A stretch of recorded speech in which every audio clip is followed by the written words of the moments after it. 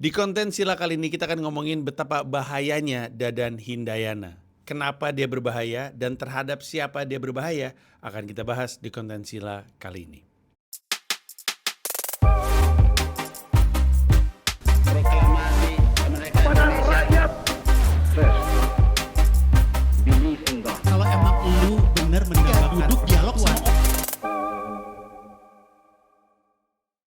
Dadan Hindayana adalah Ketua BGN, Badan Gizi Nasional. Orang yang memimpin sebuah lembaga yang menjalankan program nomor satunya Presiden Prabowo, yaitu MBG, Makan Bergizi Nasional. Dadan Hindayana dengan dua wakilnya ditangkap karena dugaan kasus korupsi tata kelola MBG, di mana di dalamnya ada penggelembungan dana dan kemudian penyalahgunaan jabatan sehingga mereka meloloskan yayasan-yayasan yang terafiliasi dengan diri mereka, padahal harusnya nggak boleh. Dan diindikasi ada penggelembungan dana gitu untuk beberapa hal yang sebenarnya tidak dibutuhkan dalam pengelolaan dapur SPPG di wilayah-wilayah yang dijalankan sama yayasan tersebut. Nah, untuk informasi sekilas aja, dan ini sejauh yang gue tahu, tolong dikoreksi kalau gue salah. Skema MBG itu ada beberapa. Ada yang dijalankan oleh pemerintah langsung, ada yang dijalankan oleh yayasan. Dan untuk itu semuanya kayak mendaftarkan diri di portal untuk kemudian bisa ditunjuk yayasannya untuk kemudian bisa mengelola MBG. Dan kalau gue nggak salah, satu yayasan bisa mengelola sampai dengan 10 dapur MBG. Nah, bertiga ini ditangkap karena setelah diselidiki sama Kejaksaan Agung, diindikasi mereka sengaja meloloskan yayasan yang mendaftarkan diri ke portal padahal yayasan tersebut terafiliasi sama mereka. Artinya kan jadinya kan jadi praktek korupsi ya. Jadi ini yayasan kasarnya ya, yayasan gua. Habis itu gua dapat untung dari yayasan tersebut, gua izinin untuk beroperasi. Karena seperti yang kita tahu, MBG ini program yang kalau gue nggak salah anggarannya itu walaupun sudah diturunin dari 300-an something triliun sekarang ke 200 triliun. Gede banget. Semua orang, baik yang punya niat jahat dan yang punya niat baik, itu pengen terlibat, tergiur sekali karena tahu justru ada ratusan triliun yang turun untuk program ini, dan ratusan triliun ini di benak mereka pasti turun karena kan ini maunya Prabowo. Jadi pokoknya kalau maunya Prabowo pasti jalan, duit pasti turun, pasti bermanfaat untuk gua. Nah, kita bukan jujur, adil-adilan aja. Tentu ada yang emang pengen menyediakan makan bergizi, tapi tentu ada banyak juga yang memanfaatkan untuk berbisnis, dan ada yang memanfaatkan untuk berbisnis nggak beres. Karena lu bayangin aja, kalau lu inget mensrea, cuci uang itu adalah ketika ada uang haram dimasukin ke sebuah bisnis, kemudian bisnisnya mendapatkan duit di ujung. Duit itu udah jadi duit bersih. Nah, ada banyak pengusaha, ada banyak yayasan, itu naruh duitnya dulu nih. Naruh duitnya, dan duitnya belum tentu beres ya. Ini kita lagi ngomongin skenario jahatnya. Duitnya duit nggak beres nih. Duit dari judi, duit dari judol, duit dari uang palsu, berinding. Dari segala macam duitnya ini kemudian diturunkan untuk membangun dapur MBG ini, SPPG ini, dibikin banyak banget. Duitnya udah keluar tuh. Duit dari pemerintah turun tumpah ruah ke SPPG ini dan ada margin, dan bahkan pemerintah ngasih skema untung. Jadi ada keuntungan untuk lu ngejalanin ini, lu dapat sekian, kalau dihitung per hari itu dapat sekian juta gitu. Nah, pada akhirnya mereka marginnya mereka akalin. Jadi misalnya harusnya 3 telur jadi 2 telur, harusnya 1 ayam utuh jadi setengah ayam utuh. Pokoknya dipirit-pirit sehingga duit yang mereka keluarin nggak banyak, duit yang mereka terima kemudian jadi margin yang gede banget. Nah, tentu kita bisa bayangkan untuk banyak orang program ini basah dong. Makanya semuanya pengen ikutan. Ternyata diindikasi Dadan Hindayana bersama dengan yang lainnya pengen ikutan juga. Padahal harusnya nggak boleh karena jadinya penyalahgunaan kekuasaan, jadinya memperkaya diri sendiri. Nah, banyak orang menduga ini adalah pengalihan isu, tapi orang Indonesia terlalu sederhana seringkali dalam menilai sesuatu. Banyak juga yang bilang, karena gue rasa ini terlalu besar untuk jadi pengalihan isu. Kalau mau ini ini dialihkan isunya. Ada juga yang bilang ini adalah masalah bagi-bagi kue. Hampir kalau menurut gue. Orang-orang yang menjabat itu, termasuk Nani SD yang sekarang, yang tadinya wakil dan sekarang jadi ketua, itu juga hasil dari bagi-bagi kue sebenarnya. Dan menurut gue nggak sesederhana itu. Menurut gue memang ketahuan korupsi, dan ini berbahaya sekali karena lu bayangin Dadan Hindayana ya, lu dipercaya untuk megang sebuah program.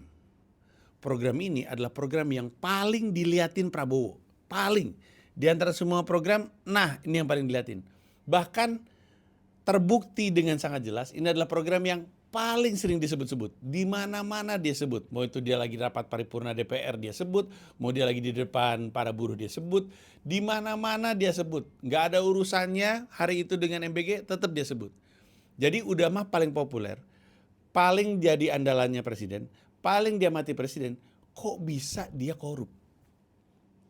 Ini orang berbahaya sekali. Kalau benar dia korup, ini orang berbahaya sekali.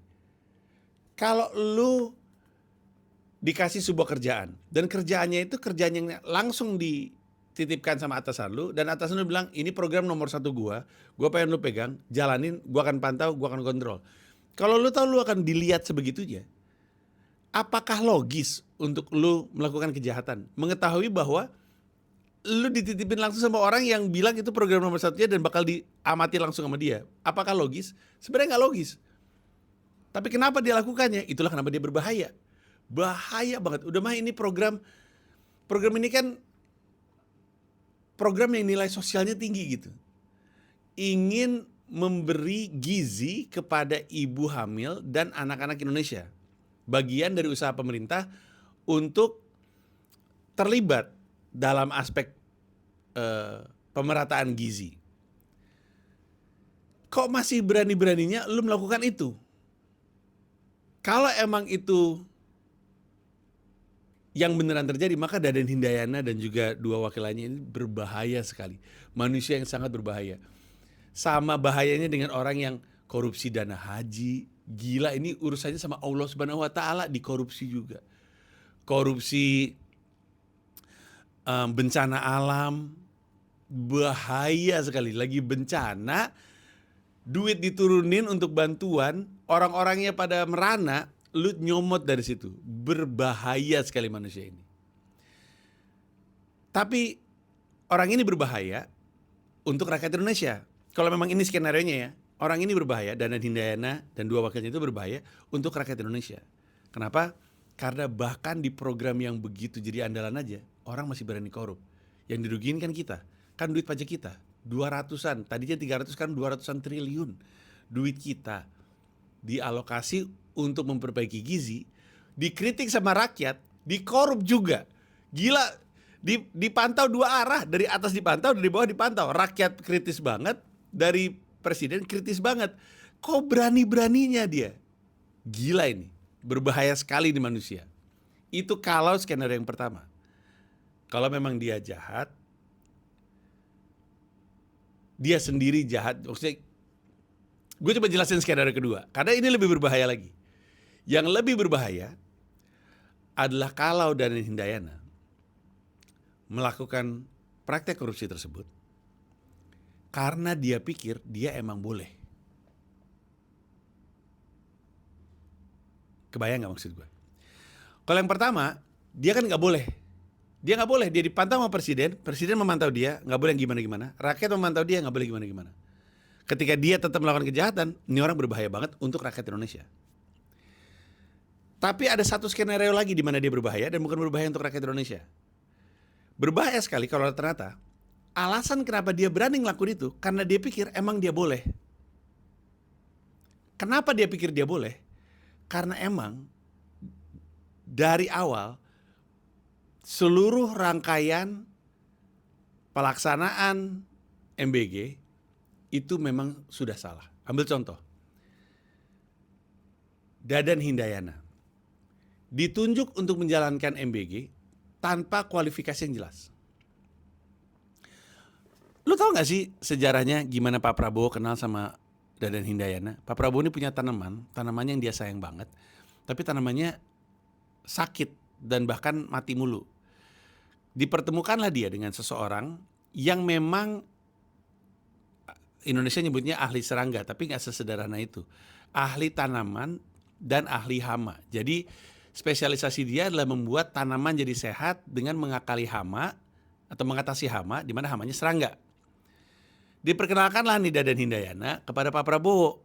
Berhasil dia, tanamannya Pak Prabowo sehat, seneng dia. Hari berganti, tahun berganti, Dadan Hindayana ini diajak masuk ke tim sesnya Pak Prabowo sebagai penasehat untuk program ketahanan pangan kalau gue nggak salah. Dia adalah salah satu bagian dari tim yang merumuskan program untuk ketahanan pangan. Jadi kayak think tank untuk kemudian merumuskan program ini jadi program yang dibawa di kampanyenya Pak Prabowo. Menang nih Pak Prabowo. Karena Pak Prabowo menang, jabatan dibagi-bagikan. Kita tahu persis kenapa jabatan ini dibagi-bagikan. Kita ngelihat kabinet yang gemuk, jabatan yang dibikin-bikin. Baru aja nih, Said Iqbal ya, yang orang buruh yang kemarin yang akhirnya masuk juga ke pemerintahan. Setelah yang kemarin masuk ke pemerintahan, akhirnya dua sisi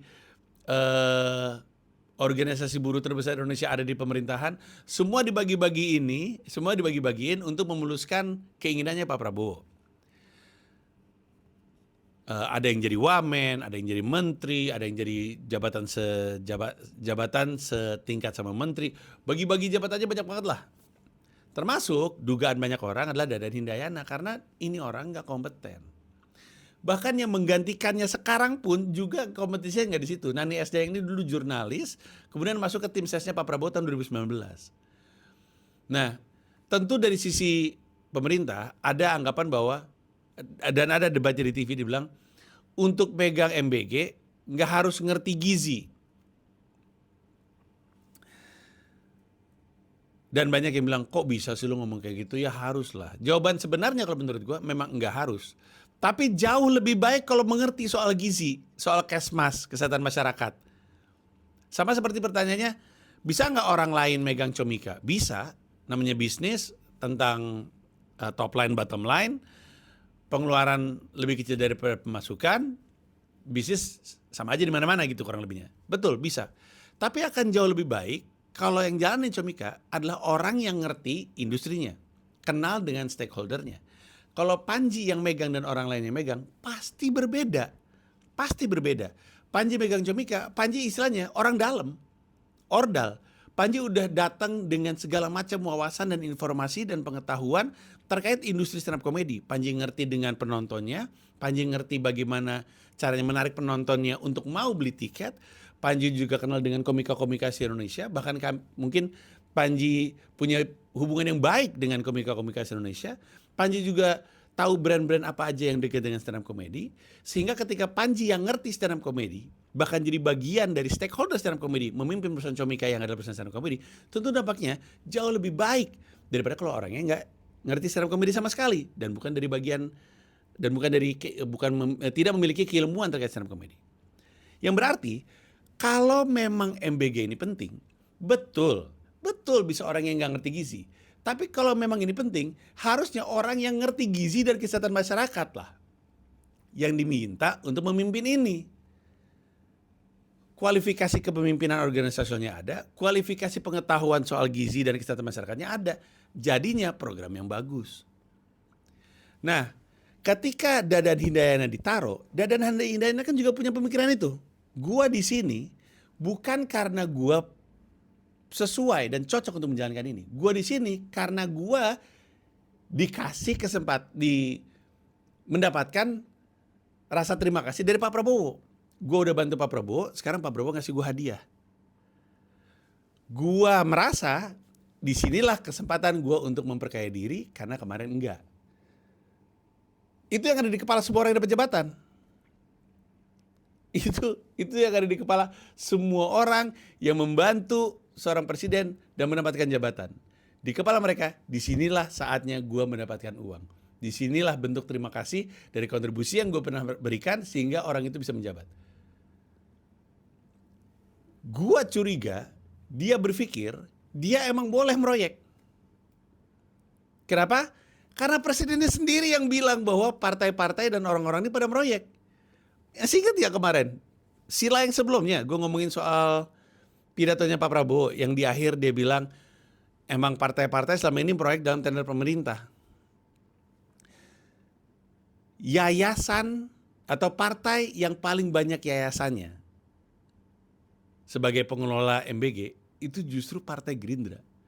Kalau gue nggak salah 7, PKS 5 yayasan. Dan ingat ya, kalau gue nggak salah satu yayasan bisa megang 10, berarti 70. SPPG benar ya, pokoknya dapur MBG ini dikelola sama Gerindra. PKS 5, terus ada partai lain lagi. PDIP aja yang adalah oposisi dikasih kesempatan untuk berbisnis juga. 3 yayasan kalau gue nggak salah, berarti 30. Nah, kita jadi ingat sekarang di pidatonya Pak Prabowo dia bilang, kalau misalnya ada partai oposisi yang mau meroyek, kasih aja nggak apa-apa. Karena zaman saya dulu, saya dibantu sama Bu Mega. Akhirnya, Dadan Hindayana memahami pengetahuan itu, berpikir, partainya aja meroyek, partai oposisinya aja meroyek, ya gua meroyek. Karena dipikir, emang itulah alasan kenapa gue diberikan di jabatan ini. Kalau itu benar, kalau dugaan gue itu benar, maka ditangkapnya Dadan Hindayana berbahaya untuk semua yang lain. And I'm all for it. Kalau emang Dadan Hindayana adalah sinyal untuk ngasih tahu sama semua orang, oke, yang selama ini berpikir dia boleh meroyek, gue mau ngasih tahu nggak boleh ya. Ketuanya udah gue tangkap, bentar lagi lu. Kalau emang gitu yang terjadi, gue happy. Walaupun harus gue akuin, gue ragu. Lebih mudah untuk ngurusin yang, atau lebih mudah untuk nangkepin yang di sini dan memberi kesan MBG ini bersih ketimbang ngurusin yang di bawah-bawah ini tadi. Ini susah sekali. Gue juga pernah bilang di salah satu video YouTube gue di Sila juga. Pak Prabowo ketika diwawancara, ini kalau nggak salah judul silanya itu adalah menilai Prabowo menjawab kalau gue nggak salah. Di mana dia bilang, daripada uang dikorupsi, mending lebih baik duitnya untuk MBG. Terus gue bilang, lah justru karena di MBG itu malah jadi dikorupsi. Kebukti sekarang. Terbukti. Pak Prabowo sendiri yang bilang, daripada triliunan uang dikorupsi, mending triliunan uang untuk MBG, untuk gizi anak. Terus gue bilang, lah justru triliunan itu jadi korupsi, gimana sih? Dan terbukti.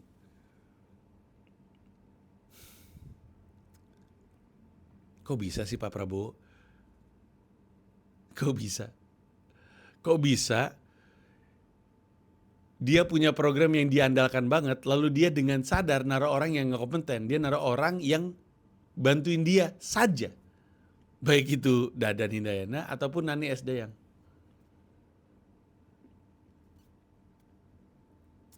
Nggak habis pikir gue. Nggak masuk di logika gue. Dugaan gue, ini orang-orang ini tuh tumbal. Karena Pak Prabowo ingin bersihin nama. Bukan bersihin MBG-nya. Pengen bersihin nama MBG. Tanpa mengganggu stabilitas politik. Dengan mencabut dan menangkap orang yang sebenarnya nggak punya afiliasi politik, karena Dadan Hindayana ini bukan orang partai.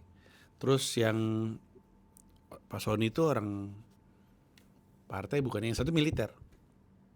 Lebih gampang untuk nangkap itu ketimbang yang di bawah-bawah, karena di bawah-bawah yang bermain partai kan.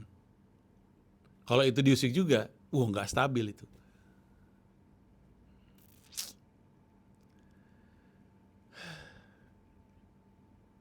Di mana ada duit, di situ ada maling. Dan di mana ada duit banyak, di situ banyak maling. Apa yang akan terjadi dengan MBG? Kita nggak tahu sih. Tapi yang kita tahu, malingnya nggak cuma 3. Jadi kita tunggu aja ke depannya seperti apa. Yang pasti sekarang akan ada banyak perubahan, anggaran dipotong, terus katanya MBG yang di daerah-daerah 3T itu nggak lagi dapat duit dari APBN. Habis itu nanti SDM-nya kita akan mencoba untuk tidak pakai APBN untuk daerah 3T.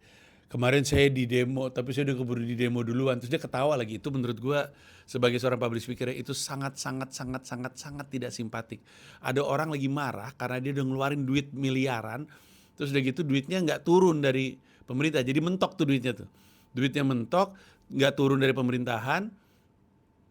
Terus nanya sama pemerintah, frustrasi, ngamuk-ngamuk, teriak-teriak. Abis itu responnya, saya habis di demo. Nggak simpatik sama sekali.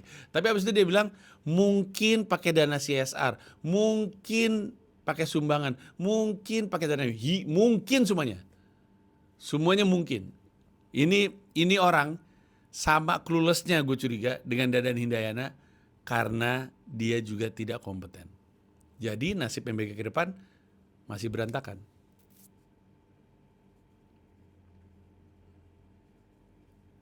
Gue jadi ingat Hatib Basri di wawancara, kalau nggak salah di Total Politik, yang dia bilang zaman Soeharto juga korupsinya parah banget,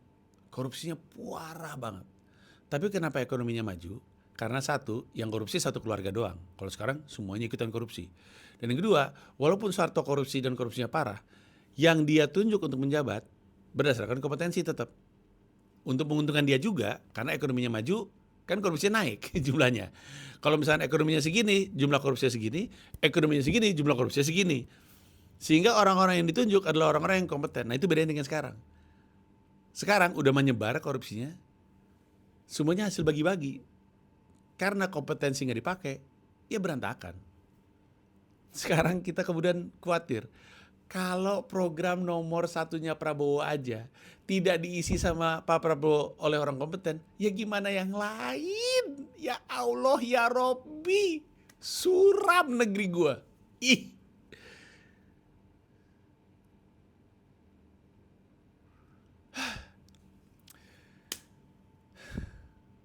Maaf, saya frustrasi. Mungkin juga seperti Anda, frustrasi. Itulah rasanya jadi orang Indonesia sekarang.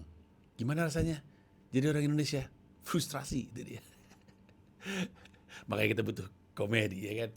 Dan segitu aja, makasih banyak. Seperti biasa, kalau menurut lo ini like dirilis untuk umum, gue rilis untuk umum. Kalau enggak, gue tahan untuk member. Thank you, bye. Selamat malam dan selamat datang 10.000 penonton di Indonesia Arena Jakarta dalam acara stand up comedy special show Mensrea dari Panji Pragiwaksono.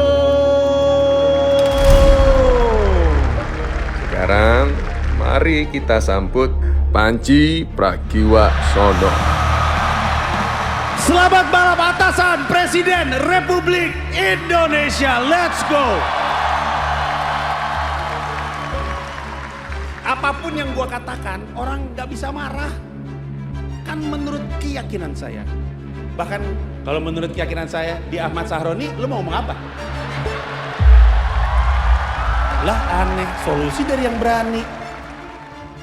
Solusi dari yang pinter. Lah kalau dia berani, tapi gila. Loh. Indonesia pernah ngelihat sosok pemberani. Dharma Pongrekun. Sekarang orang macam apa sih yang milih sosok seperti beliau? Itulah kenapa Mensrea itu tidak didesain untuk mengubah para politisi. Kenapa? Karena percuma. Ngomong-ngomong, Prabowo gemoy itu patah banget ya. Lupa ya, ada intel di antara kita. Ini orang pernah nyulik aktivis, guys. Nggak semua polisi seperti Irjen Teddy Minahasa. Ada juga yang kayak Verdi Sambo.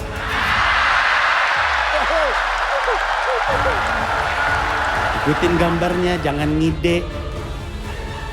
Tukang ngerjain kerjaan arsitek jadinya kayak gitu. Sama, arsitek juga jangan kerjaan tukang. Karena arsitek ngerjain kerjaan tukang itu ibaratnya lapor Mas Wapres. Hati-hati Mas Panji, ngomong politik tuh hati-hati. Halo, makasih banyak udah nonton video ini. Gue cuma mau ngingetin aja bahwa gue punya YouTube membership. Ada 3 level. Satu paham itu Rp30.000, satu rasa itu Rp150.000, dan satu jiwa itu Rp1,5 juta. Masing-masing punya manfaatnya sendiri-sendiri. Untuk yang satu paham, lu bisa mengakses semua video eksklusif gue. Seperti Sila, di mana gue ngomongin politik, Siniar Hiduplah Indonesia Maya, dan juga open mic gue baik di Jakarta maupun di New York City. Nah, kalau misalkan lu masuk ke satu rasa, semua tadi plus video-video panjang gue. Seperti misalnya open mic-nya Mensrea, open mic show lain, kemudian gue lagi ada pertunjukan di kota-kota lain, semuanya gue taruhnya di satu rasa. Untuk yang satu jiwa, semua tadi, jadi benefit satu paham, satu rasa, plus lu bisa masuk grup teks, di mana gue dan member-member satu jiwa lainnya akan bisa ngobrol-ngobrol bareng di situ. Dan kalau lu jadi member satu jiwa selama lebih dari 2 bulan, lu bisa minta merch apapun atau tiket gua apapun tanpa harus beli lagi. Tapi ada syaratnya, kalau menurut gua lu ganggu atau lu mengganggu member lain, lu akan dibuang oleh gua dari grup teks tersebut. Jadi silakan bergabung.